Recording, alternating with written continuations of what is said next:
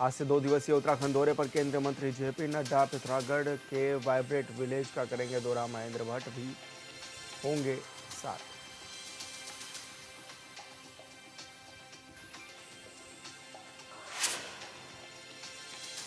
कनगल क्षेत्र में देर रात देखने को मिला हंगामा। आपस में भिड़े दर्जनों युवक, खुलेआम गुंडागर्दी देख दहशत में आए लोग।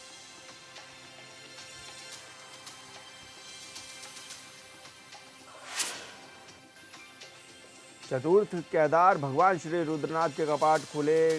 कपाट मंदिर में जुटे भक्तों की भारी भीड़। भगवान शिव के मुख भाग की होती है पूजा।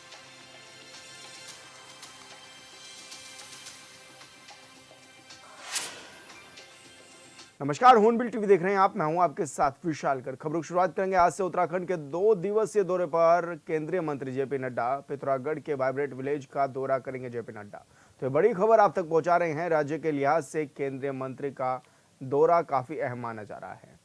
तो ये बड़ी खबर आप तक पहुंचा रहे हैं, जहां पर आज से 2 दिवसीय दौरे पर जेपी नड्डा उत्तराखंड के दौरे पर रहने वाले हैं। इस दौरान पिथौरागढ़ में वाइब्रेंट विलेज का दौरा भी करेंगे जेपी नड्डा। और ये भी बताया जा रहा है कि आदि कैलाश यात्रा भी कर सकते हैं जेपी नड्डा। तो ये बड़ी खबर आप तक पहुंचा रहे हैं, जहां पर राज्य के लिहाज से भी नड्डा का दौरा काफी अहम माना जा रहा है। तो बड़ी खबर आप तक पहुंचा रहे हैं, जहां पर आज से 2 दिवसीय उत्तराखंड दौरे पर हैं केंद्रीय मंत्री जेपी नड्डा।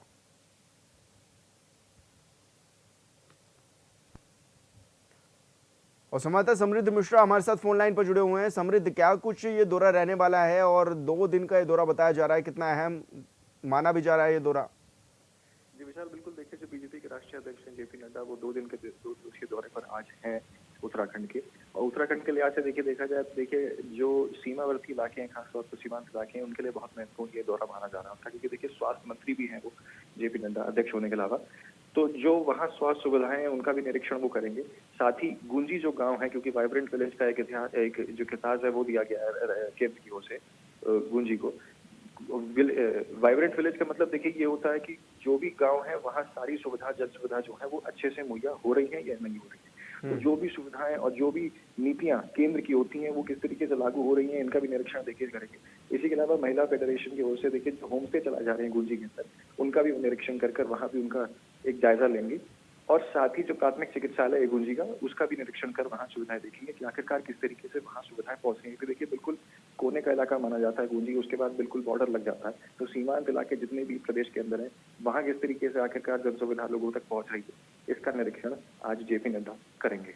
समृद्ध, क्योंकि यात्राएं भी चल रही हैं उत्तराखंड में, तो क्या माना जाए आदि कैलाश यात्रा पर भी जा सकते हैं क्या जेपी नड्डा? बिल्कुल देखिए, आदि कैलाश यात्रा जो है वहाँ पर भी उनके आज जाने का बताया जा रहा है कि देखिए आदि कैलाश यात्रा के भी दर्शन आज वो कर सकते हैं, क्योंकि आदि कैलाश अपने आप में काफी महत्वपूर्ण माना जाता है। और देखिए जो गुंजी है वो आदि कैलाश के साथ साथ कैलाश मानसरोवर की भी यात्रा का एक आगमन का एक केंद्र रहता है। ऐसे में दोनों के लिए, क्योंकि देखिए पिथौरागढ़ में कहीं ना कहीं जो कैलाश मानसरोवर यात्रा है वो भी 5 वर्षों बाद जो है चालू हो रही है इस बार, पहली बार 5 वर्षों कोरोना काल के बाद। तो वहां पर किस तरीके से सुविधाएं जनता के लिए होगी, उनका भी कहीं ना कहीं निरीक्षण लेते हुए जेपी नड्डा देख सकते हैं आज। बिल्कुल समृद्ध, बहुत शुक्रिया आपका तमाम जानकारी साझा करने के लिए। और चमोली से बड़ी खबर, चतुर्थ केदार भगवान रुद्रनाथ मंदिर के खुले कपाट। सुबह 4 बजे विधि विधान से पूजा अर्चना के बाद खोले गए कपाट। 500 से ज्यादा श्रद्धालु बने पावन पल के साक्षी। बाबा के जयकारों से गूंज उठा मंदिर परिसर। गेंदे के फूलों से भी सजाया गया था मंदिर परिसर को। तो ये बड़ी खबर आप तक पहुंचा रहे हैं, जहां पर सुबह 4 बजे ब्रह्म मुहूर्त के समय ये कपाट खोले गए हैं और पूरी विधि विधान के साथ कपाट खोले गए रुद्रनाथ भगवान के। और बड़ी संख्या में श्रद्धालु भी पहुंचे हुए थे। और यह भी बताया जा रहा है कि 500 से ज्यादा श्रद्धालु इस पावन पर्व के साक्षी भी बने हैं। तो बाबा के जयकारों से मंदिर परिसर भी गूंज उठा और गेंदों के फूलों से सजाया गया था पूरा मंदिर परिसर।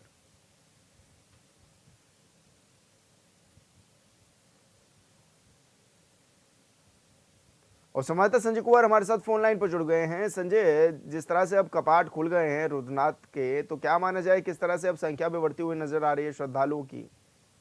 जी बिल्कुल, देखिए 4 धाम के कपाट खुलने के बाद अब उच्च हिमालय के जो पंच केदार है उनके कपाट भी खुलने का सिलसिला जारी हो गया। आज सुबह ब्रह्म मुहूर्त में जो चतुर्थ केदार है रुद्र हिमालय में चमोली जनपद के उनके श्री कपाट भी जो है आम श्रद्धालुओं के लिए ग्रीष्मकाल के लिए खोल दिए गए हैं। और आज जो है 450 से 500 के बीच जो है जो डोली के साथ तमाम जो हक हकूकदारी और गांव के गोपेश्वर गांव से लेके जो 5 आसपास के गांव है उनके जो लोग हैं वो आज यहाँ पे पहुंचते हैं। और इसके बाद जो है जो ये दरअसल ये जो केदारनाथ वन प्रभाग के उसमें क्षेत्र में पड़ता है और ये पे सेंचुरी एरिया है, तो लिहाजा यहाँ पे जो श्रद्धालुओं की तादाद है वो सीमित कर दी गई है। तो इस बार एक दिन में महज 140 से 150 श्रद्धालु ही जो है भगवान रुद्रनाथ के दर्शन कर सकेंगे। और 5 गांवों को ये जिम्मेदारी दी गई है, इको डेवलपमेंट कमेटी बना दी गई है, और जो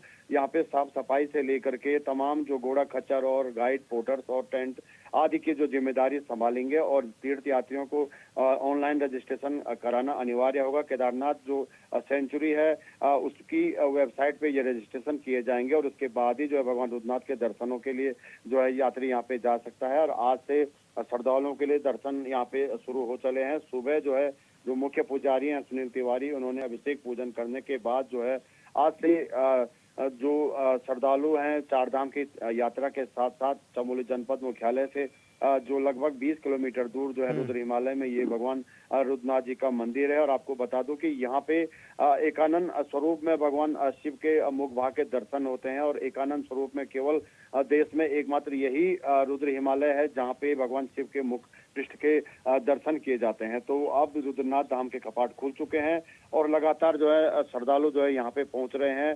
गंगोल गांव, जो सगर गांव, गंगोल गांव और ग्वाड़ गांव से जो है तीनों जगहों से जो है यहाँ के दर्शनों के लिए यहाँ पे श्रद्धालु जा सकते हैं। और जो समिति है यहाँ पे जो दर्शनों की जो जिम्मेदारी संभालती है, उन्होंने यहाँ पे भी धर्मशालाएं वगैरह की जो व्यवस्था है वो सीमित व्यवस्थाएं यहाँ पे की हुई है। इसलिए जो केदारनाथ वन प्रभाग है उन्होंने 140 यात्रियों की प्रतिदिन के हिसाब से जो यहाँ पर यात्रा करने की हिदायत दी है। और जिससे यात्रा भी सुगमता से हो सके। और जो उच्च हिमालय का जो क्षेत्र है खड़ी चढ़ाई वाला क्षेत्र है, तो लिहाजा इस सेंचुरी वाले एरिया में 5 गांवों के जो लोग हैं उन्होंने इको डेवलपमेंट कमेटी गठित करके तमाम वो सुविधाएं जो उच्च हिमालय में श्रद्धालुओं को मिल सके उसकी यहाँ पे व्यवस्था की गई है। जी संजय, ऐसे में प्रशासन की क्या कुछ तैयारियां भी हैं और क्या जो लोग जाएंगे, जो श्रद्धालु जाएंगे, क्या उनको रजिस्ट्रेशन यहाँ के लिए भी कराना होगा? बिल्कुल, देखिए ये थोड़ा हटके प्रक्रिया है जिला प्रशासन की ओर से। और केदारनाथ जो वन्य जीव प्रभाग है उन्होंने ऑनलाइन और ऑफलाइन दोनों यहाँ पे रजिस्ट्रेशन हो रहे हैं। जो तीनों गांवों के जो शुरुआती जो गेट है वहाँ पे भी ऑफलाइन रजिस्ट्रेशन यहाँ के लिए होंगे। लेकिन ध्यान ये रहेगा कि 140 यात्री प्रतिदिन यहाँ पे जाएंगे। जो बीच का मार्ग है वहाँ पे 6 सिग्मा कंपनी की ओर से यहाँ पे डॉक्टर और एक फार्मासिस्ट की तैनाती भी रुद्रनाथ मंदिर में की गई है। और साथ ही जो सुरक्षा व्यवस्था जो है यहाँ पर एडीसी के थ्रू यहाँ पे की जा रही है। तो इस बार से काफी अच्छी व्यवस्थाएं जो है देखने को यहाँ पे श्रद्धालुओं को मिलेगी। जी जी संजय, लेकिन ऐसे में क्या माना जाए अब, और क्या किस तरह का तैयारियां देखने में भी नजर आ रहा है, क्योंकि जब श्रद्धालु पहुंच रहे हैं क्या पूरी तरह से व्यवस्थाएं उनको चाक चौबंद मिल पा रही हैं? देखिए जो 4 धाम है, 4 धामों के अलावा जो है यहाँ पर बिल्कुल अलग तरह की व्यवस्थाएं होती है। क्योंकि उच्च हिमालय का क्षेत्र है, 20 किलोमीटर की खड़ी चढ़ाई पार करने के बाद जो है यहाँ धाम के दर्शन करने पड़ते हैं। और लगभग 2 से 3 दिन की यहाँ पे यात्रा होती है। और बड़ी बात यह कि सेंचुरी एरिया में पड़ता है, लिहाजा यहाँ पे हर तरह के जो सेंचुरी के नियम है उनको पालन करना पड़ता है। पूरा दारोमदार जो ईडीसी खोली गई है उन पर है, क्योंकि 2 से 3 ठीक यहाँ पे कैंपिंग जो साइट बनाई गई है और यहाँ पे टेंट वगैरह इनको सुविधाएं जो है ग्रामीण लोगों को दी गई है, युवाओं को दी गई है। तो यही लोग जो है घोड़े खच्चर से लेके गाइड से लेके खाने पीने की जो जिम्मेदारी है उनका निर्वहन करेंगे। और जब यात्री जो है रुद्रनाथ मंदिर में पहुंच जाएगा तो वहाँ पे धर्मशालाएं आदि हैं, वहाँ पे फार्मासिस्ट और डॉक्टर की तैनाती भी की गई है। तो वहां जाके जो मंदिर समिति है वो ये व्यवस्था संभालेगी। और 140 आदमी एक दिन में जो है आराम से जो है रुद्रनाथ भगवान के दर्शन के लिए आ सकते हैं। जी बिल्कुल संजय, बहुत शुक्रिया आपका तमाम जानकारी साझा करने के लिए। मौजूदा स्थिति को देखते हुए इस बात में कोई दो राय नहीं है कि त्रिस्तरीय पंचायत चुनाव में प्रशासकों का कार्यकाल बढ़ना तय है। प्रदेश में हरिद्वार जिले को छोड़कर अन्य जिलों के ग्राम पंचायतों का कार्यकाल पिछले साल 28 नवंबर 2024 को समाप्त हो चुका है, जबकि क्षेत्र पंचायतों का 30 नवंबर 2024 और जिला पंचायतों का 2 दिसंबर 2024 को कार्यकाल समाप्त हो चुका है। जानकारी के मुताबिक ग्राम पंचायतों के साथ ही क्षेत्र और जिला पंचायतों में नियुक्त प्रशासकों का कार्यकाल भी बढ़ना तय है। वहीं इस पूरे मामले पर विपक्षी दल कांग्रेस ने सरकार पर हमला भी बोल दिया है। इस रिपोर्ट में देखिए।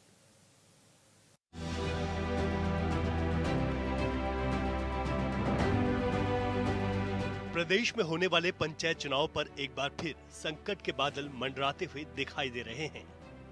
मौजूदा स्थिति को देखते हुए लग रहा है कि प्रदेश की 7,000 से अधिक ग्राम पंचायतों में चुनाव फिर टलेंगे। वहीं इनमें नियुक्त प्रशासकों का इस महीने खत्म हो रहा कार्यकाल भी बढ़ाया जाएगा।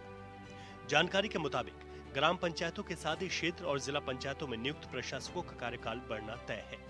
यहाँ आपको बताते चले कि प्रदेश में हरिद्वार जिले को छोड़कर अन्य जिलों की ग्राम पंचायतों का कार्यकाल पिछले साल 28 नवंबर 2024 को समाप्त हो चुका है, जबकि क्षेत्र पंचायतों का 30 नवंबर 2024 और जिला पंचायतों का कार्यकाल 2 दिसंबर 2024 को समाप्त हो चुका है। नियमानुसार इन सभी सीटों पर इससे पहले चुनाव हो जाने चाहिए थे। यही वजह है कि विपक्ष इसको लेकर सरकार पर सवाल उठा रहा है।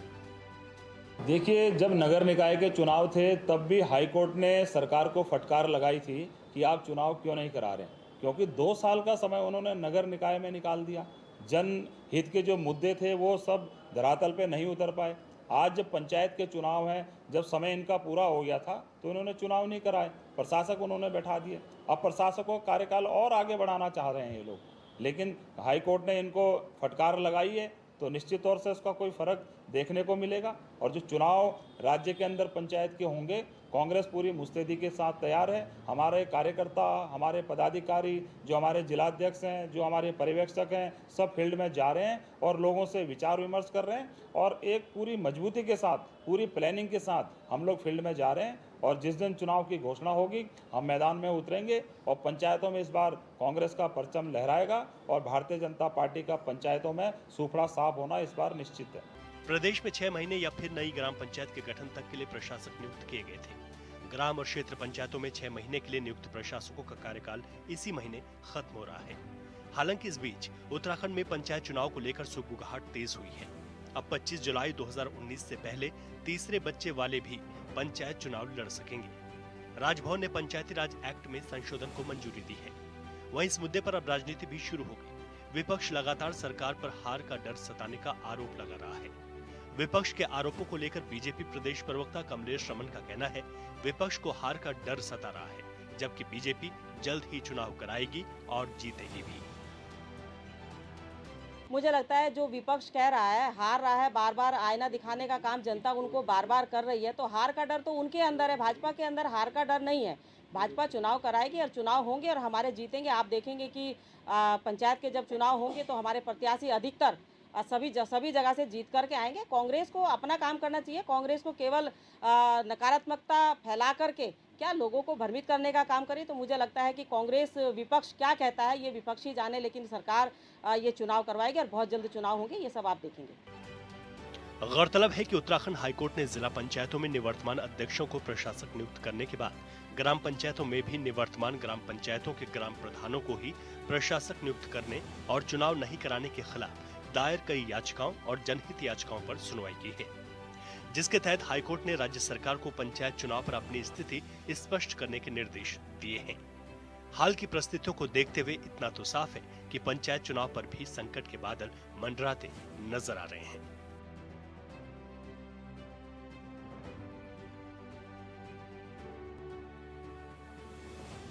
Bureau report, Hornbill TV.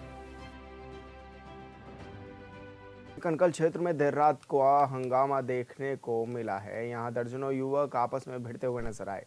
लड़ाई का वीडियो भी वायरल हो रहा है। वीडियो में लाठी डंडों से लैस लोगों की खुलेआम गुंडागर्दी नजर आ रही है, जिससे स्थानीय लोगों में दहशत का माहौल भी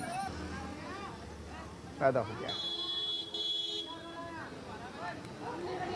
आपको बता दें कि देर रात लाठी डंडों से दो पक्षों में विवाद बढ़ा और विवाद इतना बढ़ा कि कई लोग इसमें घायल भी बताए जा रहे हैं। खुलेआम ये गुंडागर्दी के वीडियो सामने आ रहे हैं और ये वीडियो हरिद्वार से है।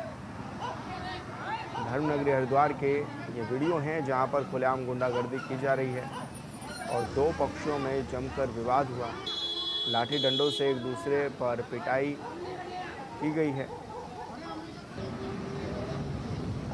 और ऐसे में अभी ये वीडियो भी वायरल तेजी से हो रहे हैं, जहां देखा जा सकता है कि कितने बुरी तरीके से मारपीट चालू है और इससे आसपास में रहने वाले लोगों में भी दहशत का माहौल बना है।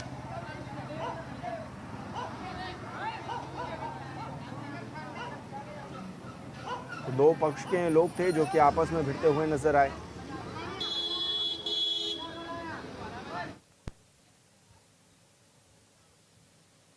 और संवाददाता मनोज कश्यप हमारे साथ फोन लाइन पर जुड़ गए हैं। मनोज, क्या कुछ जानकारी मिल रही है? आखिर पुलिस की ओर से भी क्या कोई कार्रवाई की गई है अभी तक इस मामले में? बिल्कुल, देखिए विशाल, देर रात साफों से देखा जा सकता है कि करीब दर्जन युवक है जो एक साथ यहाँ पे झगड़ा कर रहे हैं। हालांकि सड़कों पे इस तरीके की मारपीट हरिद्वार में होना कोई जो है आम बात सी हो गई है, क्योंकि लगातार ही ऐसे वीडियो सामने आते हैं कि जब सड़कों पर कुछ युवा होते हैं वो लड़ते हुए दिखाई देते हैं, या फिर वाहनों से जो यहाँ पे ट्रैफिक के नियम होते हैं उनकी धज्जियां उड़ाते हुए दिखाई देते हैं। तो कहीं ना कहीं अभी आम सी बात होगी, क्योंकि हरिद्वार से लगातार ऐसी वीडियो सामने आ रहे हैं। हालांकि अभी पुलिस की इस पर कोई कार्रवाई नहीं हुई। पुलिस का ये कहना है कि वीडियो के आधार पर उन लोगों की पहचान की जा रही है जो वीडियो में दिखाई दे रहे हो, और अभी तक किसी का कोई शिकायत पत्र भी नहीं आया। और यहाँ पे पुलिस का ये भी कहना है कि अगर कोई शिकायत पत्र मिलता है तो उसके आधार पर भी कार्रवाई की जाएगी। फिलहाल वीडियो के आधार पर उन युवकों की पहचान की जा रही है जो सड़कों पर इस तरीके का हंगामा कर रहे हैं। जी, लेकिन मनोज, क्या ये सभी युवक हरिद्वार के ही थे या फिर कहीं बाहर से आए थे हरिद्वार में?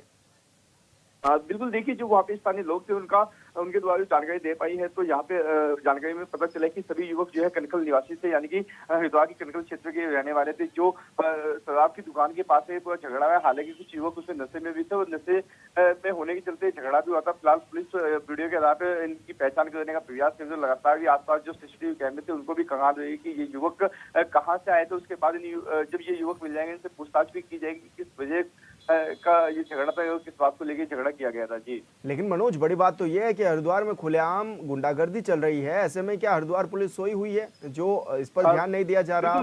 बड़े दावे तो किए जाते हैं कि चेकिंग चला रहे हैं, तो चप्पे चप्पे पर पुलिस तैनात रहती है।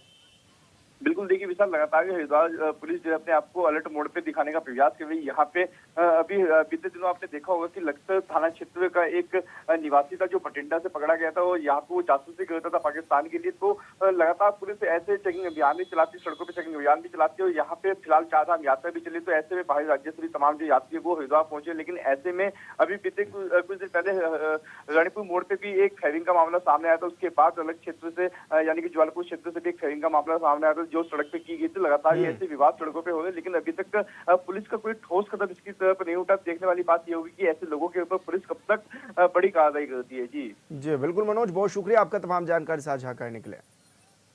उत्तराखंड में पंचायत चुनाव को लेकर सुगबुगाहट तेज है। अब 25 जुलाई 2019 से पहले तीसरे बच्चे वाले भी पंचायत चुनाव लड़ सकेंगे। राजभवन ने पंचायती राज एक्ट में संशोधन को मंजूरी दे दी है। वहीं इस मुद्दे पर राजनीति भी शुरू हो गई है। विपक्ष लगातार सरकार पर हार का डर सताने का आरोप लगा रहा है। वहीं विपक्ष के आरोपों को लेकर बीजेपी प्रदेश प्रवक्ता कमलेश रमन का कहना है कि विपक्ष लगातार हार का जनता को आईना दिखाने का काम कर रहा है। ऐसे में उन्हें हार का डर सता रहा है, जबकि बीजेपी जल्द ही चुनाव कराएगी और जीतेगी भी।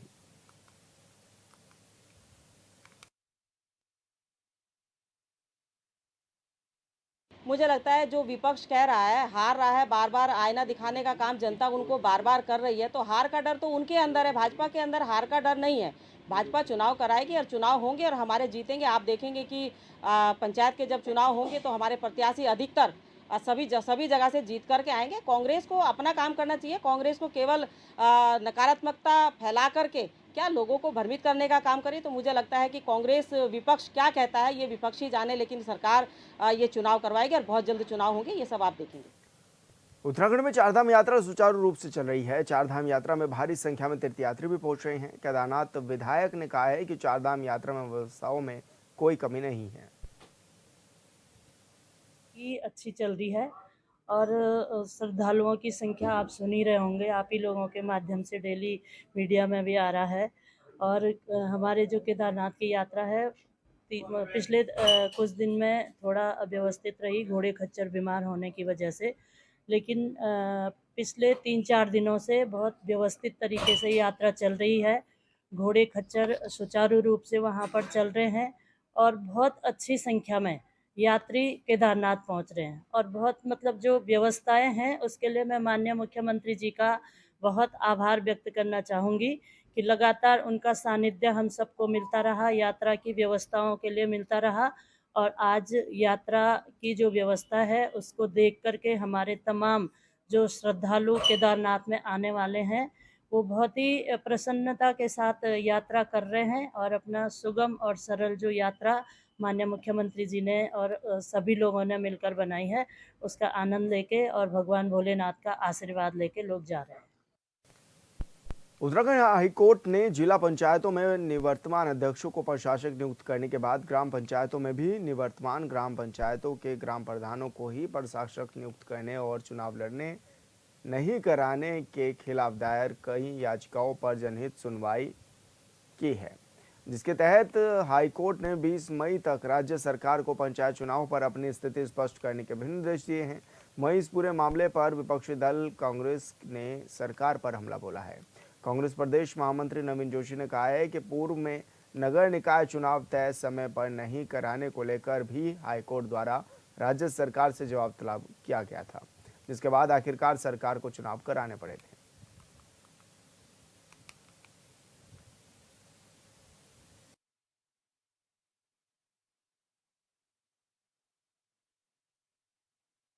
देखिए, जब नगर निकाय के चुनाव थे तब भी हाईकोर्ट ने सरकार को फटकार लगाई थी कि आप चुनाव क्यों नहीं करा रहे हैं, क्योंकि 2 साल का समय उन्होंने नगर निकाय में निकाल दिया। जनहित के जो मुद्दे थे वो सब धरातल पे नहीं उतर पाए। आज जब पंचायत के चुनाव हैं, जब समय इनका पूरा हो गया था तो इन्होंने चुनाव नहीं कराए, प्रशासक उन्होंने बैठा दिए। अब प्रशासकों का कार्यकाल और आगे बढ़ाना चाह रहे हैं ये लोग, लेकिन हाईकोर्ट ने इनको फटकार लगाई है तो निश्चित तौर से उसका कोई फर्क देखने को मिलेगा। और जो चुनाव राज्य के अंदर पंचायत के होंगे, कांग्रेस पूरी मुस्तैदी के साथ तैयार है। हमारे कार्यकर्ता, हमारे पदाधिकारी, जो हमारे जिलाध्यक्ष हैं, जो हमारे पर्यवेक्षक हैं, सब फील्ड में जा रहे हैं और लोगों से विचार विमर्श कर रहे हैं और एक पूरी मजबूती के साथ, पूरी प्लानिंग के साथ हम लोग फील्ड में जा रहे हैं। और जिस दिन चुनाव की घोषणा होगी हम मैदान में उतरेंगे और पंचायतों में इस बार कांग्रेस का परचम लहराएगा और भारतीय जनता पार्टी का पंचायतों में सूफड़ा साफ होना इस बार निश्चित है। मध्य प्रदेश के मंत्री के विवादित बयान को लेकर जहां पूरे देश में आक्रोश है, वहीं उधम सिंह नगर के जसपुर में मुस्लिम समुदाय के लोगों ने भी काफी रोष व्यक्त किया है। जसपुर में मुस्लिम समुदाय के लोगों ने इसका विरोध करते हुए उप जिलाधिकारी जसपुर के माध्यम से राष्ट्रपति के नाम ज्ञापन भी दिया है और मध्य प्रदेश के मंत्री विजय शाह का पुतला भी फूंका है।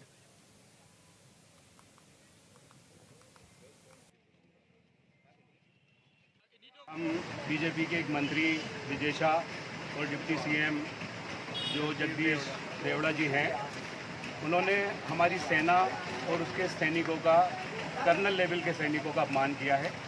उसी संबंध में हम महामहिम के माध्यम से ये बात पहुंचाना चाह रहे हैं, महामहिम तक ये बात पहुंचाना चाह रहे हैं कि ऐसे पागल लोगों के जो मानसिक रूप से पूरी उनकी बुद्धि जो है भ्रष्ट हो चुकी है। और फिलहाल इस बुलेटिन में इतना ही। आप देखते रहिए हॉर्नबिल टीवी। नमस्कार।